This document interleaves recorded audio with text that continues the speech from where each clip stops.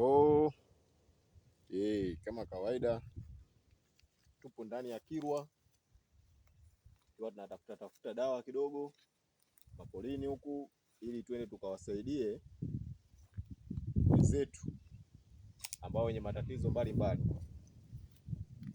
Leo hapa nitakuwa naenda huo mti mnaoona hapo, huo mti mnaoona huo ni dawa. Ngoja weke vizuri kidogo, naelezeni ni dawa ya nini. Huo bwana ni mti wa dawa wa sikoseli. Ni mti wa dawa ya sikoseli, ule ugonjwa ambao wa kukauka damu.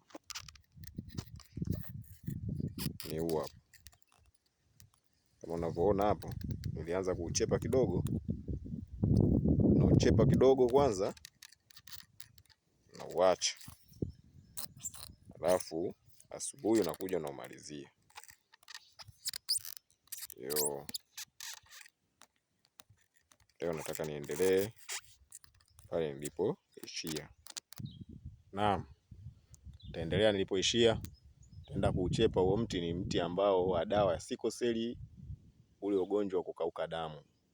Ule ugonjwa unatibika, yaani wewe nitafute tu, tena kwa bei nafuu kabisa, bei ndogo kabisa.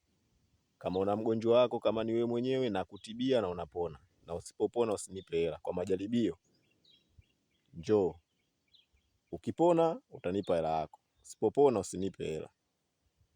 Huo hapo, wale ambao wana matatizo ya sikoseli. Tenda hapo kwenda kuukata hapo kidogo. Naam, ni huu hapo, huu wetu ni huu.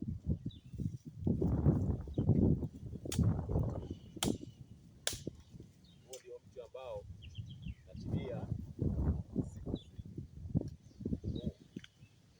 kwa haya magonjwa.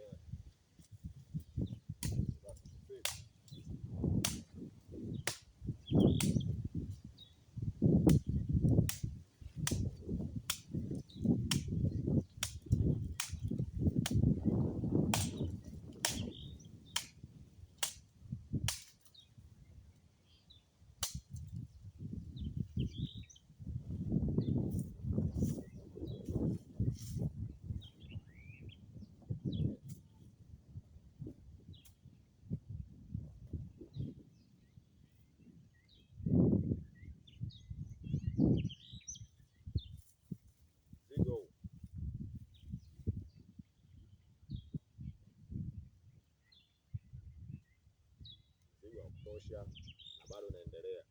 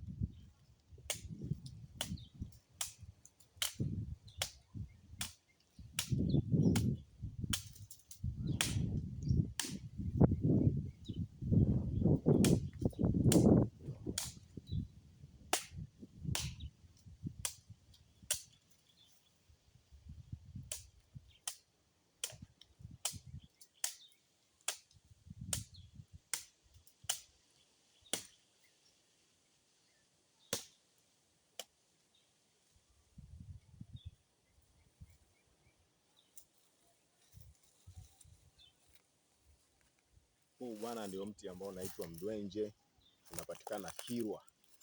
Ni mti ambao wa dawa ya sikoseli, na hapa nipo katika maandalizi, nimekuja Kilwa kuja kutafuta dawa ya kuweza kutibia ugonjwa huu wa sikoseli. Mti wetu leo tumeweza kuupata, naonyesha hapo.